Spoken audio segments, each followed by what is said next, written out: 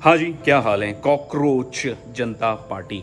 Cockroach जो नाम दिया था इंडिया के चीफ जस्टिस सूर्यकांत ने वहाँ के स्टूडेंट्स को दिया था, वहाँ की यंग जनरेशन को। वहाँ के चीफ जस्टिस सूर्यकांत ने अपनी एक हेयरिंग में कहा कि यहाँ के कुछ जो बेरोज़गार नौजवान हैं वो कॉकरोच की तरह हैं। यही चीज़ वहाँ के स्टूडेंट्स को, यंग जनरेशन को क्लिक कर गई और इसी नाम पर उन्होंने पार्टी बना डाली, कॉकरोच जनता पार्टी।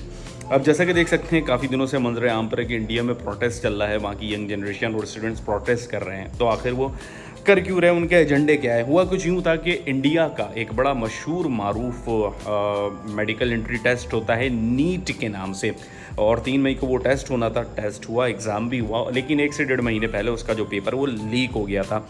इसमें इस दफ़ा जो 22 लाख स्टूडेंट्स ने शिरकत की थी, जिसके लिए तैयारी वो सालों साल करते हैं और इस लेवल पे तैयारी करते हैं। वहाँ के जिनके पेरेंट्स के पास वैसा नहीं होता, वो अपना सोना बेच देते हैं, कोई खेत गिरवी रख देता है, कोई कुछ बेच देता है, लेकिन बच्चों की पढ़ाई पे पूरा फोकस करते हैं। और इंडिया में हम लोग देखते हैं अक्सर ऐसी न्यूज़ आती है, वो लोग एजुकेशन पे इतना मेंटली स्ट्रेस करते हैं कि सुसाइड कर लेंगे और या तो जो है वो कोमा में चले जाएंगे। खैर, हुआ कुछ इस तरह से।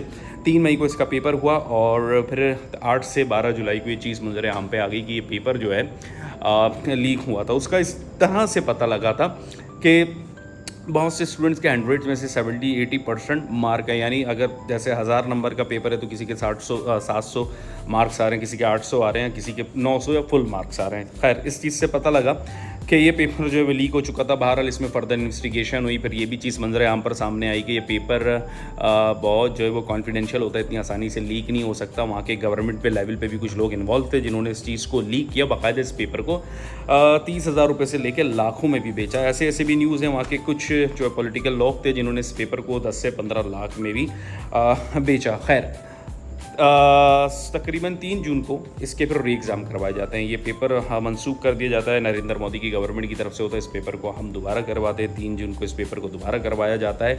लेकिन फिर उसी दिन के बाद से स्टूडेंट्स का जो है वो एक पुरअमन एहतजाज शुरू हो जाता है और इसको सपोर्ट करते हैं वहाँ के एक नामी गिरामी जो है, एक सिंबॉलिक है वहाँ के सोनम वांगचुक, जिनका कैरेक्टर आमिर खान ने 3 इडियट में भी किया था। वो भी इसमें 20 से 25-26 दिन की भूख हड़ताल करते हैं। बहरहाल वो अलग कहानी थी। वो हुआ यूँ था कि फिर वहाँ की जो गवर्नमेंट ने ज़बरदस्ती उनको एक वाइट चादर डालकर वहाँ से उठाया, हॉस्पिटल शिफ्ट कर दिया, उनको खाने पीने के दिया। बहरहाल तो नरेंद्र मोदी की गवर्नमेंट को लगा कि स्टूडेंट्स जो हैं वो अब दब जाएंगे, क्योंकि जब मेन बंदा ही सामने से हटा दो, तो उनकी मोटिवेशन हटा दो, तो लोग थक जाएंगे। यही वहाँ की गवर्नमेंट की गलती थी। तो फिर 20 जुलाई से ये एहतजाज जान पकड़ लेता है और उसमें जान तब आती है जब वहाँ नरेंद्र मोदी की जो गवर्नमेंट होती है वो वहाँ के स्टूडेंट्स पे लाठी चार्ज करते हैं, उनको मारते, तशद्दुद करते, दबाते। लेकिन उन्होंने, वहाँ की जनरेशन ने इसका भरपूर जवाब दिया और वो अपने एजेंडे पे कायम हो गए थे। उनके 3 एजेंडे थे। वहाँ का जो एजुकेशन मिनिस्टर है धर्मेंद्र प्रधान, उसको हटाया जाए, और इस स्ट्रेस से, क्योंकि जो पेपर मनसूख हुआ था या री एग्ज़ाम हुए थे, ठीक है,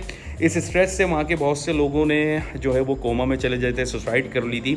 उनकी डिमांड थी कि इनको $1,05,000 का तकरीबन मुआवजा दिया जाए और जितने भी मुजाहिरीन हैं इन पे कोई फौजदारी का मुकदमा ना किया जाए। इसी पे बहरहाल 20 जुलाई से लेके 25-26 जुलाई तक स्टूडेंट्स जान मारते रहे, अपने एजेंडे पे कायम रहते गए। और तकरीबन 24 जुलाई यानी हफ्ते को ऐसा हुआ था कि गवर्नमेंट की तरफ से वहाँ के 2 लोग भी आए थे, बीजेपी पार्टी जो नरेंद्र मोदी की है, उनसे उन्होंने बात भी की थी, मुज़ाकरात हुए थे, लेकिन वो कामयाब नहीं हो सके। बहरहाल फिर 26 जुलाई वो दिन था, 25 जुलाई वो दिन था कि वहाँ के जो एजुकेशन मिनिस्टर था धर्मेंद्र प्रधान, उसकी गवर्नमेंट ने जो वो घुटने टेक दिए थे और फिर उसने अपना जो है वो इस्तीफ़ा दे दिया। तो ये एक वहाँ के स्टूडेंट्स के लिए वो अपनी इसको जीत समझते हैं। लेकिन वहाँ के ये जो कॉकरोच जनता पार्टी है, वहाँ पे ज़्यादातर इसमें यूथ है, यंग जनरेशन है, तो उनका अभी भी एजेंडा कायम है कि हमारी एक डिमांड पूरी हुई है, हम अभी ये प्रोटेस्ट ख़त्म कर देते, लेकिन इन फ्यूचर हो सकता है कि अगर बाकी की हमारी 2 डिमांड्स पूरी ना की गई तो हम अपना एहतजाज